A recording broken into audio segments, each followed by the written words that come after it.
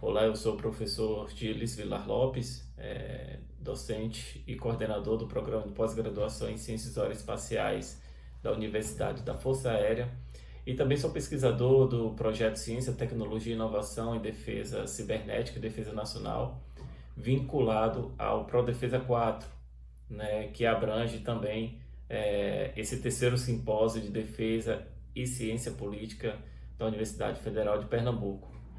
Bom, o tema do nosso documentário aqui é a defesa cibernética no Brasil.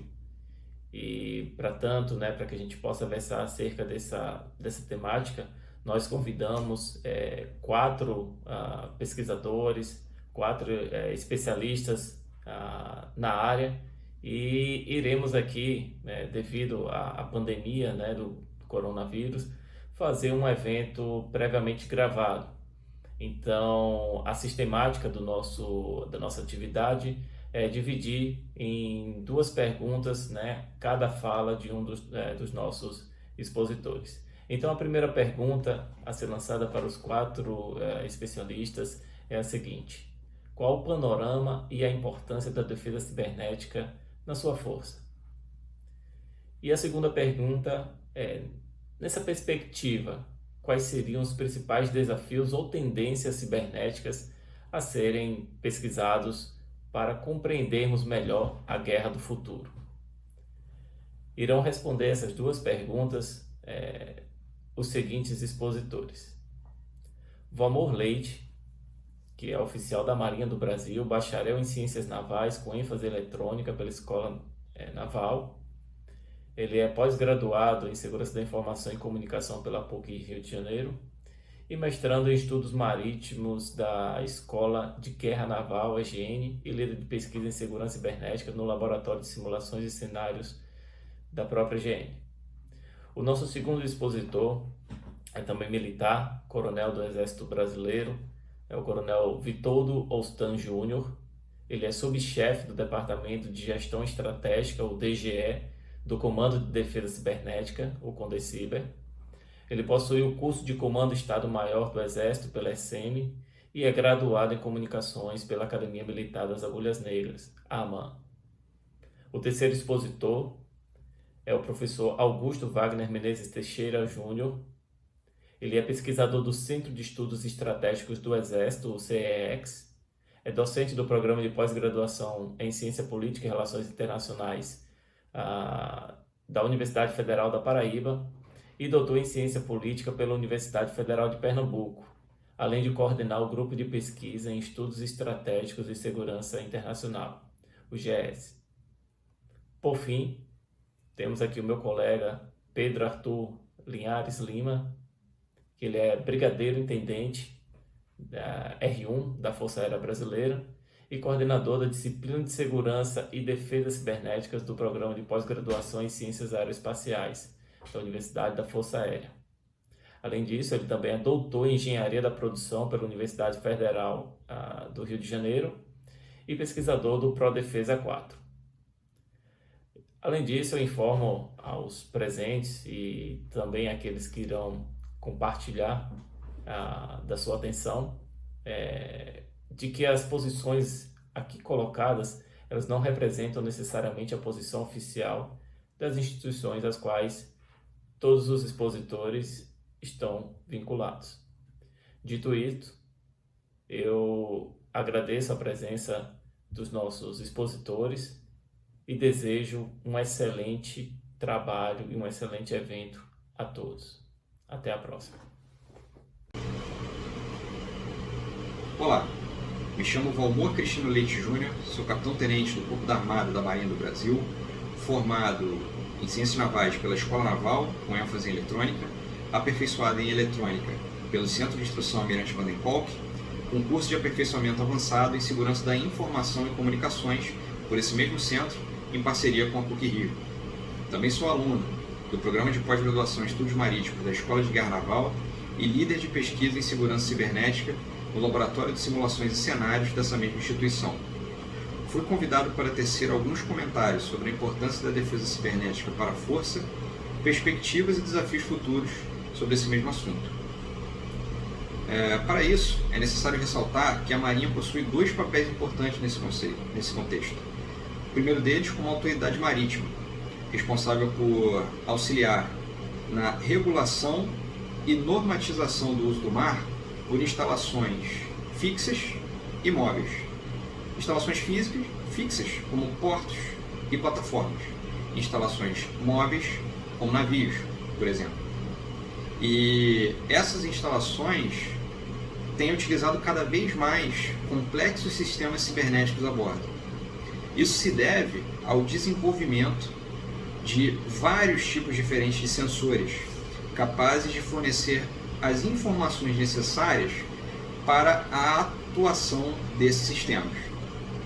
Hoje, é possível receber uma série de informações, como por exemplo, posição, temperatura dos motores, angulação de leme, e tudo isso serve como subsídio para a atuação de outros sistemas a bordo que, através de outros dispositivos eletrônicos, controlam os equipamentos, tornando possível tecnologias como, por exemplo, de piloto automático ou de posicionamento dinâmico, o que faz com que navios sejam capazes de cumprir uma determinada derrota, e plataformas sejam capazes de manter uma mesma posição fixa geograficamente com a mínima atuação humana. Essa massa de dados é tão grande que sem o correto processamento não seria inteligível ao usuário. Sendo assim, hoje vivemos num contexto onde o usuário se torna cada vez mais dependente desses sistemas de processamento. Esse é um primeiro papel, da Marinha como reguladora e normatizadora, e da presença cada vez maior de sistemas cibernéticos a bordo desse tipo de instalação. Um segundo papel importante é da Marinha enquanto força militar. Com os navios de guerra não é diferente. Cada vez mais os navios de guerra são dependentes de complexos sensores e sistemas de processamento a bordo. E, obviamente, aquele meio militar, aquela força capaz de obter as informações mais importantes antes do inimigo, ganha uma grande vantagem operacional. A Marinha do Brasil é uma instituição extremamente preocupada com isso. Como exemplo, podemos citar o projeto MODFRAG, na década de 90, que foi a modernização das fragatas classe Niterói para incorporar esses conceitos de controle cibernético a bordo, no qual, nessa modernização foi implementado um sistema de combate capaz de controlar de maneira eletrônica equipamentos que antes operavam apenas de maneira analógica. E esse é apenas um exemplo. Hoje podemos citar a preparação que a Marinha vem desenvolvendo para o projeto, desenvolvimento e construção das fragatas classe Tamandaré, meios já pensados em projeto para atuar nas diversas dimensões da guerra moderna, inclusive na guerra cibernética. Então, juntando essas duas informações, do papel da Marinha na normatização e regulação do mar e como força militar, nós podemos perceber que a dimensão cibernética está presente em ambos, e ela deve ser uma preocupação da Marinha do Brasil. Os professores Alain Oliveira de Sá, Rafael Machado e Nival Nunes comentam em seu artigo publicado na Revista da Escola de Guerra Naval, o encontro das guerras eletrônica, cibernética e cinética no ambiente marítimo. Quando os autores comentam sobre esse encontro, eles estão falando sobre a utilização de um meio para afetar o outro, como por exemplo, a utilização de um ataque cibernético para causar efeitos no mundo físico, como por exemplo, a destruição de um motor ou a explosão de um gerador elétrico. Um outro exemplo é o cybereletrônico, onde uma dimensão cibernética é utilizada para afetar uma dimensão eletrônica e vice-versa. Esse conceito é extremamente importante para pensarmos agora. Em um primeiro momento, pode vir à mente do pesquisador que um navio no mar, desconectado na internet, está teoricamente seguro de um ataque cibernético. Como nós podemos ver pelo exemplo da usina nuclear iraniana de Natanz, que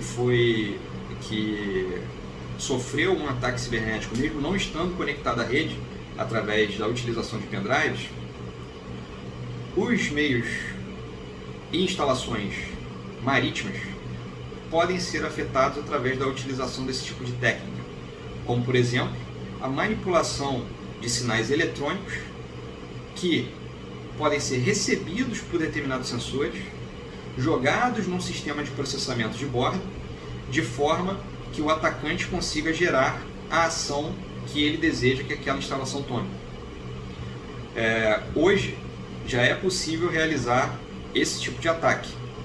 E como a maioria desses sistemas, por exemplo, sistemas muito utilizados a bordo, como o GPS e o AIS, não foram pensados nesse contexto. Sendo assim, eles não têm mecanismos de defesa contra esse tipo de ataque e hoje encontram-se extremamente vulneráveis a eles. Esse artigo é fundamental para entendermos. E um outro ponto importante é comentar que hoje já há diversas provas de conceito disponíveis, inclusive um artigo que eu tive o privilégio de participar com a minha contribuição, chamado A Triggering Mechanism for Cyber Attacks in Naval Sensors and Systems, publicado na revista internacional Sensors, em parceria com o comandante Cláudio Coreixas, da Marinha do Brasil, com os pesquisadores Carlos Albuquerque, Rafael Machado e Alan Oliveira de Sá. E nesse artigo nós fazemos uma prova de conceito de como é possível, através de técnicas simples, fazer com que um determinado meio naval sofra um ataque cibernético no mar através da dimensão eletrônica. Ao analisarmos a comunidade acadêmica internacional, é possível perceber que a produção acadêmica voltada para esse assunto vem se tornando cada vez maior. Em 2017, a IMO emitiu uma orientação inicial, sugerindo que todos os Estados-membros implementassem normas para regulamentar a utilização do gerenciamento de risco cibernético a bordo de instalações marítimas. Essa iniciativa se deu após a percepção dessa organização da ação de outros governos e instituições que já estavam preocupados em estabelecer esse tipo de requisito para essas instalações. Hoje, diversos estados e instituições privadas já possuem guidelines que orientam a segurança cibernética a bordo de instalações marítimas. No que tange a Marinha do Brasil, ela está extremamente preocupada com esse assunto. A própria criação do curso de aperfeiçoamento avançado em segurança da informação e comunicações é uma amostra de como a Marinha está preocupada com o assunto, para preparar seus profissionais para pensar e enfrentar essas novas ameaças. Estou chegando no limite do meu tempo, agradeço a atenção de todas, espero que tenha sido claro e desde já me coloco à disposição para sanar eventuais dúvidas que porventura tenham restado. Muito obrigado e tenham um excelente evento. Bom dia a todos, sou o Coronel do Exército Brasileiro e da Arma de Comunicações, Vitoldo Ostan Júnior. Sou o subchefe do Departamento de Gestão Estratégica do Comando de Defesa Cibernética. É uma honra e uma grande satisfação poder representar o CONDECIBER e contribuir com o terceiro simpósio da Rede de Ciência, Tecnologia e Inovação em Defesa, Cibernética e Defesa Nacional do ProDefesa 4. Especialmente agradeço o convite do professor Gils. Iniciando as minhas palavras, é de fundamental importância relembrar que a Estratégia Nacional de Defesa de 2008 definiu 3 setores estratégicos: o setor espacial, o cibernético e o nuclear, como sendo essenciais para a defesa nacional. No âmbito do Ministério da Defesa, a atribuição da coordenação do setor cibernético ficou a cargo do Exército Brasileiro. Dessa maneira, após um período de amadurecimento caracterizado pelo emprego em grandes eventos, operações conjuntas e atualmente o setor cibernético militar está estruturado como o Comando de Defesa Cibernética, que é o órgão conjunto, ou seja, composto por militares das 3 forças singulares e que enquadra o Centro de Defesa Cibernética como seu braço operacional e a Escola Nacional de Defesa Cibernética como um vetor de capacitação. Dentro do CONDECIBER, há estruturas que coordenam a governança do setor cibernético, a gestão institucional, gestão de talentos e conhecimento, as operações conjuntas e exercícios de adestramento. São estas as estruturas que provêm o chamado DOAMEP, doutrina, organização, adestramento, material, educação, pessoal e infraestrutura, que dentro do comando possibilita ao Exército Brasileiro operar no espaço cibernético com a desejada liberdade de ação. É importante salientar que este esforço não é de responsabilidade exclusiva do Ministério da Defesa e das Forças Armadas, mas depende de uma ação colaborativa de toda a sociedade. A especificidade do setor cibernético de ser transversal exige que os segmentos governamentais, acadêmicos e empresariais se organizem para atuar de modo harmonizado. O objetivo de todos é obter a máxima resiliência ante as ameaças cibernéticas. Pela premissa de que o domínio cibernético transpassa e permeia os demais domínios, espacial, aéreo, marítimo e terrestre, são formuladas iniciativas no âmbito nacional e internacional, que agregam os principais setores da sociedade. Afinal, o domínio cibernético não possui fronteiras. No âmbito nacional, destaco exercício de operações conjuntas e de garantia da lei e da ordem, integração da defesa, governo, setor privado e comunidade acadêmica por meio de acordos e parcerias com institutos e universidades, encontro de especialistas e do grupo de trabalho interforças. Um grande exemplo disso é o exercício Guardião Cibernético, que neste ano está em sua 3ª edição, com a participação de organizações internacionais, órgãos parceiros, governo e academia, além dos setores de água, elétrico, telecomunicações, transporte, financeiro e nuclear, com a expectativa de participação de cerca de 350 participantes e observadores. Neste contexto, foi identificada a necessidade de se priorizar a inserção política e estratégica do setor cibernético de defesa. Essa inserção é necessária não apenas para destacar a importância do setor, mas particularmente para que se obtenha o aporte de recursos compatíveis com a sensibilidade, transversalidade, ubiquidade e relevância da cibernética na defesa do Estado brasileiro, refletindo a prioridade que a Estratégia Nacional de Defesa e a sociedade brasileira atribuem ao setor. Esse esforço também potencializará a maturidade cibernética nos âmbitos da defesa nacional. Da mesma forma, essa inserção favorecerá a elaboração, a atualização e a adequação de normativos alinhados em todos os níveis, esferas e setores do poder público e da sociedade. No âmbito internacional, destaco a interação com a comunidade cibernética internacional, como exemplo, participando e coordenando o Fórum do Exercício Ibero-Americano de Defesa Cibernética, o Estágio Internacional de Defesa Cibernética oferecido pelo Brasil às Nações Amigas, do Exercício Lockheed Shields, maior exercício de defesa cibernética do mundo, organizado pelo Centro de Excelência em Defesa Cibernética Cooperativa da OTAN. Dessa forma, podemos observar que as características de transversalidade e ubiquidade do setor cibernético implicam em um grande número de atores e interessados, cada um vinculado à sua própria linha de comando e subordinação. Esse fato demanda fortalecimento constante da atuação conjunta, colaborativa e interagências nos âmbitos público e privado, empresarial, acadêmico, nacional e internacional, com o fator determinante da efetividade das ações. Neste contexto, o panorama atual é de esforço sinérgico, norteado pela criação, em novembro do ano passado, do Sistema Militar de Defesa Cibernética.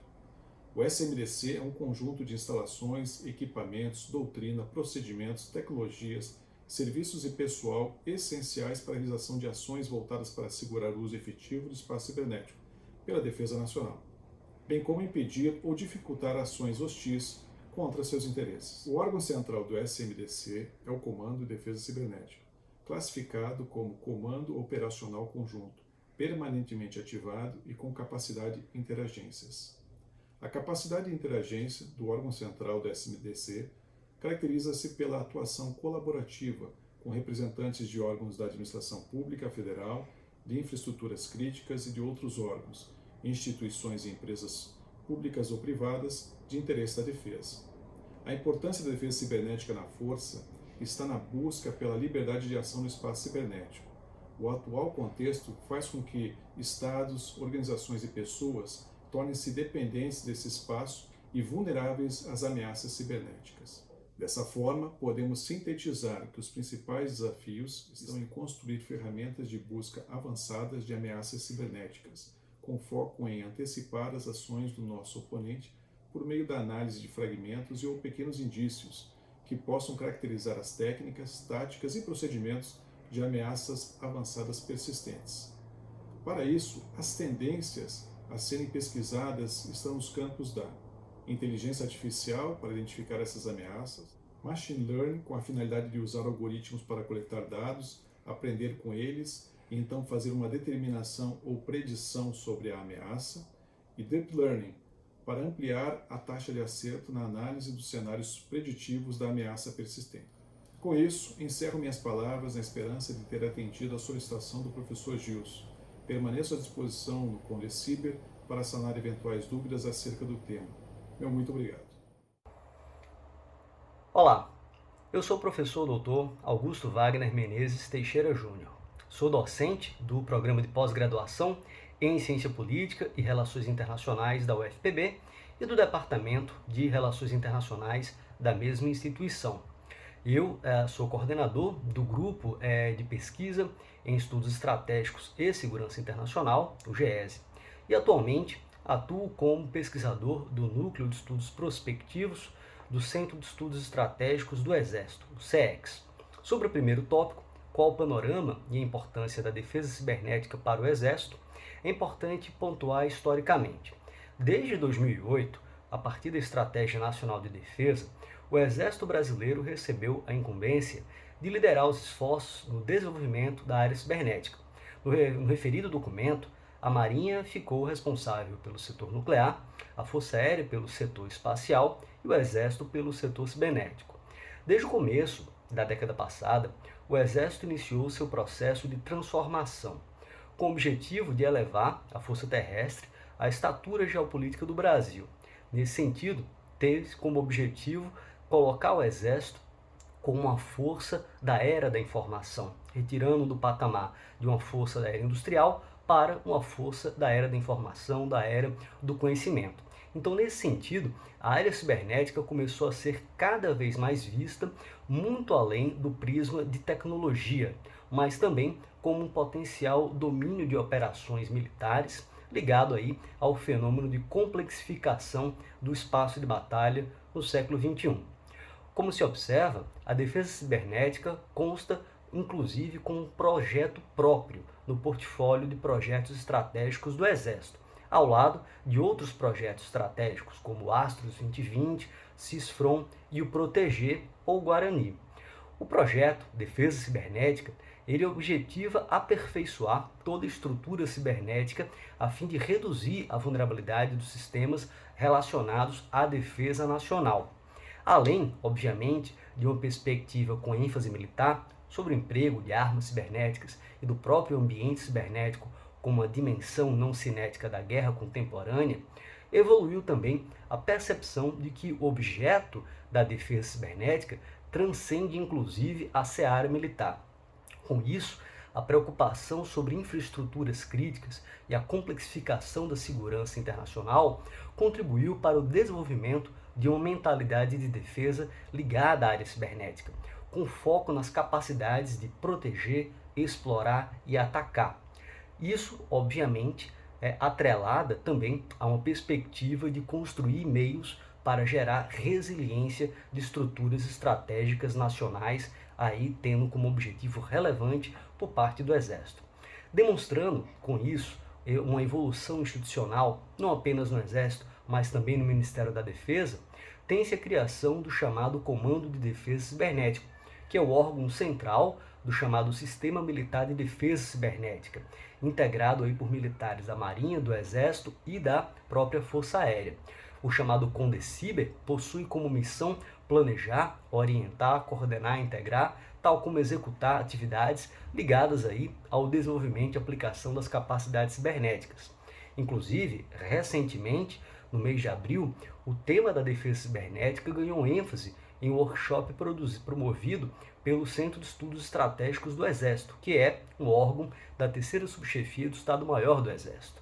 E esse workshop uniu pesquisadores civis e militares, tal como o próprio comandante do Comando de Defesa Cibernética e o chefe do Centro de Defesa Cibernética do Exército, e no qual teve como ênfase central desse workshop debater sobre a cibernética como elemento de dissuasão. Como se pode observar, o Exército, nos anos recentes, busca cada vez mais não apenas aprimorar o seu conhecimento, mas construir capacidades em temas que são a fronteira do pensamento estratégico na área cibernética, como, por exemplo, a dissuasão cibernética. Quanto à segunda questão, ou seja, quais os principais desafios ou tendências cibernéticas a serem pesquisados para nós compreendermos a chamada guerra do futuro, é importante também contextualizar. Ou seja, o século XXI demonstrou que o ciberespaço é uma nova dimensão da guerra, um domínio transversal em relação aos domínios tradicionais. Ou seja, o ambiente cibernético foi promovido no século XXI a um domínio de operações por potências como os Estados Unidos, e é no ambiente cibernético que ocorrem ações ofensivas e defensivas abaixo do limiar do conflito armado, em particular entre Estados Unidos, Rússia, China, Irã e Coreia do Norte, mas também por atores não estatais que permeiam esse conjunto complexo de interação estratégica nas relações internacionais. Isso é importante porque a crescente dependência das economias e sociedades em relação ao próprio chamado espaço cibernético levou aquilo que o Leon Panetta, ex-diretor da CIA, chamou de risco de um Cyber Pearl Harbor, ou seja, um evento, um ataque catastrófico contra infraestruturas estratégicas dos Estados Unidos, com efeito gigantesco não apenas para a estrutura militar de defesa, mas também para a própria segurança do país. É nesse sentido que, historicamente, o século XXI apresenta que essa perspectiva não apenas consta como um cenário, mas como um real perigo existencial. Ações de hackers, ainda não confirmados em relação ao país cujo a atribuição estaria ligada, foram responsáveis, por exemplo, em 2007, a quase desplugar a Estônia da rede, causando impactos disruptivos, em particular na sua economia, na comunicação do governo, no seu e-government, mas também gerando um contexto de medo e apreensão, em particular num contexto de tensionamento das relações do país com a Rússia. Ou seja, a possibilidade de ocorrer, já na primeira década do século XXI, ações disruptivas através de ações ofensivas no ciberespaço. Isso ficou mais patente ainda no outro ano, em 2008, quando da guerra russo-georgiana, em que alguns autores apontam que a ofensiva cibernética, o uso do ciberespaço para finalidades ofensivas, serviu como ação preparatória para a fase convencional do conflito armado, em particular a invasão da vanguarda das forças militares russas que invadiram o território georgiano. Posteriormente, com o próprio advento do chamado malware Stuxnet, que consiste, de certa forma, na primeira reconhecida arma cibernética, se observa que o ciberespaço ele é incorporado dentro do conflito armado não apenas pelo uso de proxies como hackers, não apenas por forças convencionais usando como elemento preparatório para poder ganhar vantagem estratégica contra o inimigo, mas também com a possibilidade de gerar ações cinéticas contra estruturas estratégicas a partir do ciberespaço, que pode ser tanto uma rede ligada à internet, como um elemento que seja air-gapped, ou seja, sem contato com a rede externa, como uma rede de computadores sem contato à internet. É nesse sentido que o ambiente cibernético ele é incorporado à guerra em pelo menos 3 grandes tendências, seja como nós falamos, como um domínio de operações, seja como uma arma combinada, ligando-se a outros vertentes de força cinética, mas também como a possibilidade de arma estratégica, no sentido de, com o seu emprego, gerar efeitos estratégicos que inviabilizem a capacidade combatente do inimigo. Então, se nos anos 90 o surgimento da guerra centrada em redes, a chamada Net-Centric Warfare, já demonstrava a relevância dessas tecnologias de informação e comunicação, comando e controle, para maximizar o chamado poder de combate, atualmente, no século XXI, a combinação da guerra cibernética e da guerra eletrônica possibilita um horizonte muito mais vasto de ações não cinéticas e cinéticas de interesse militar. Por ser uma forma de conflito, de ataque e defesa, abaixo do limiar guerra, a chamada guerra cibernética permite um estado de constante beligerância entre competidores geopolíticos na arena internacional, tendo com alvos contra a força, ou seja, alvos militares, ou alvos contra valor, como alvos civis, infraestrutura estratégica, etc. Como nos anos 90, o debate contemporâneo sobre o ciberespaço e a guerra do futuro traz novamente a chamada dimensão informacional como referencial importante, porque o ciberespaço ele não é apenas um domínio, mas também um meio para moldar a percepção do inimigo sobre o espaço de batalha ou sobre informações relevantes para conflito, uma competição geopolítica. Entretanto, a guerra cibernética, apesar de ser indissociável da chamada guerra do futuro, os meios tradicionais ainda são importantes, tal como a guerra eletrônica, que é reinventada. Por isso, a guerra cibernética é importante para entender a própria guerra do futuro. Olá, conforme já apresentado pelo professor Gilles, eu sou o Brigadeiro Linhares, coordenador da disciplina de Fundamentos de Segurança e Defesa Cibernética do Programa de Pós-Graduação em Ciências Aeroespaciais da Universidade da Força Aérea. É um prazer poder falar para vocês um pouco sobre este assunto, em especial no contexto da Força Aérea Brasileira. Mas por que especial?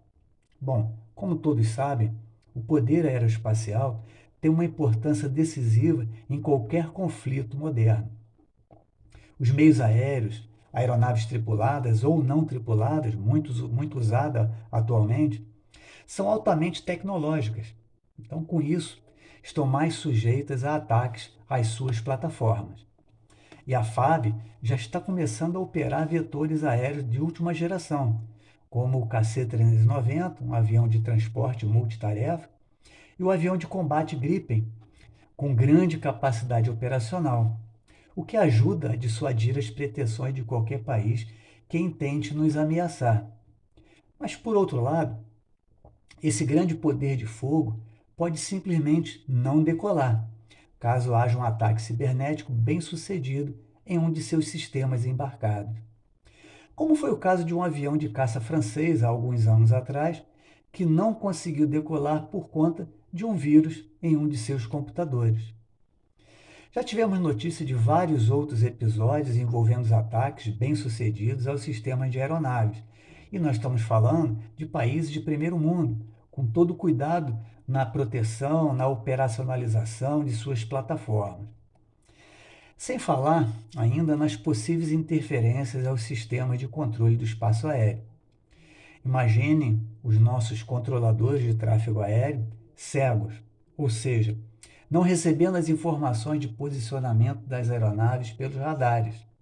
Ou pior, recebendo informações erradas, conhecidas como falsos positivos, o que mobilizaria toda a defesa aérea para um determinado ponto, quando, na realidade, poderá estar vindo de outro lugar. E não estou dizendo somente no caso de um conflito armado, mas sim no nosso dia a dia. Imagine uma situação dessa no Aeroporto Internacional de Guarulhos. Olhe o caos instalado. Quantos acidentes aéreos não aconteceriam? Quando passamos para a área espacial, as coisas se complicam e se agravam muito mais, pois estamos falando de informações provenientes dos satélites e todas as aplicações que eles alimentam, como, por exemplo, o GPS, que é utilizado para a navegação por várias aeronaves. E a gente pode imaginar toda uma operação espacial, basicamente tudo baseado em computadores, em comunicação de dados, ou seja, aumentando ainda mais a potencialidade de fragilização de toda a operação ou de todas as informações de utilização dessa plataforma, né? Teríamos ainda vários outros exemplos para destacar a importância da defesa cibernética para o cumprimento da missão da Força Aérea Brasileira. Mas vamos deixar isso para uma próxima oportunidade. Enfim, para garantir a sua operacionalidade, a FAB está estruturando um Centro de Defesa Cibernética, CDKE. Já implantou um núcleo desse centro com vistas a normatizar, preparar pessoal especializado e instrumentalizar com ferramentas robustas, e capazes de detectar, defender e agir em caso de invasão dos ativos críticos da Força Aérea. Hoje, a FAB já monitora e realiza a proteção de toda a sua rede interna, identificando e tratando todos os tipos de ataques conhecidos.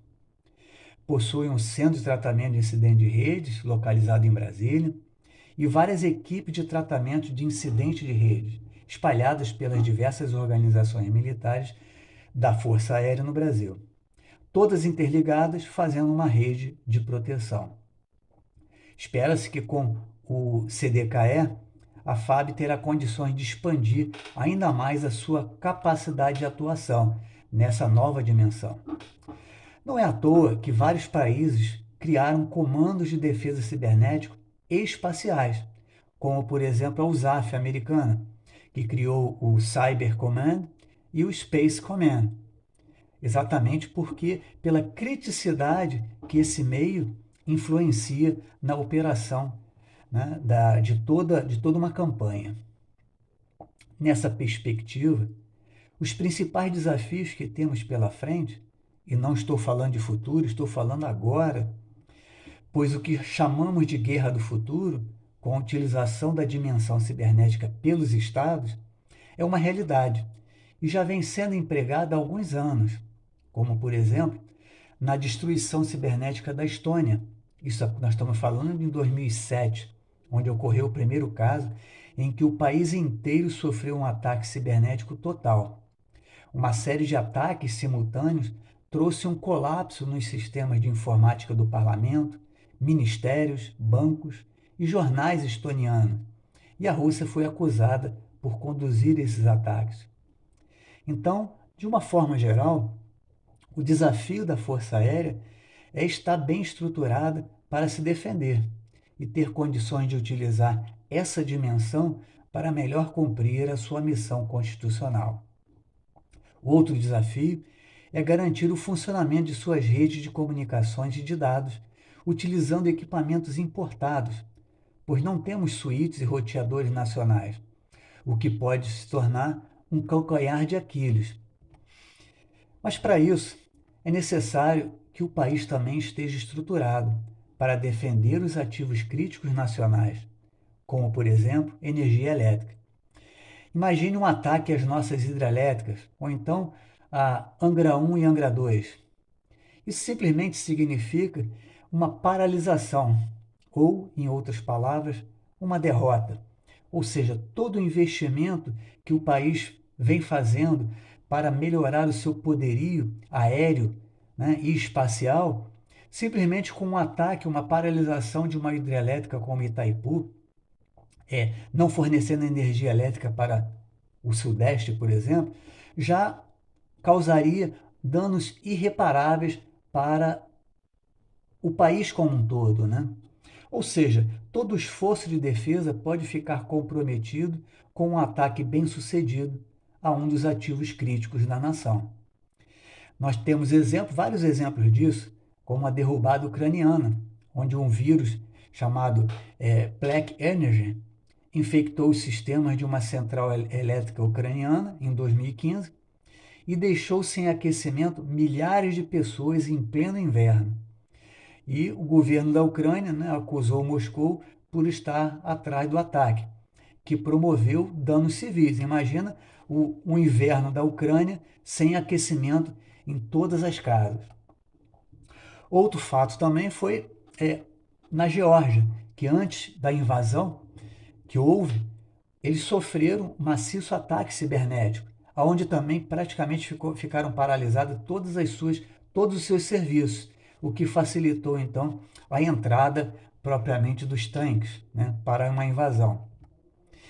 Como a utilização dessa dimensão cibernética, como vimos, está evoluindo muito rapidamente e para diversos fins, eu diria que o desafio maior será a convergência de todos os países para uma normatização ou regulação mundial. Vou fazer uma comparação bem grosseira, né, a título de exemplo. A bomba atômica. Alguns países têm, mas ninguém quer usá-lo, pois sabem das terríveis consequências que advirão. Isso já está começando a acontecer, né?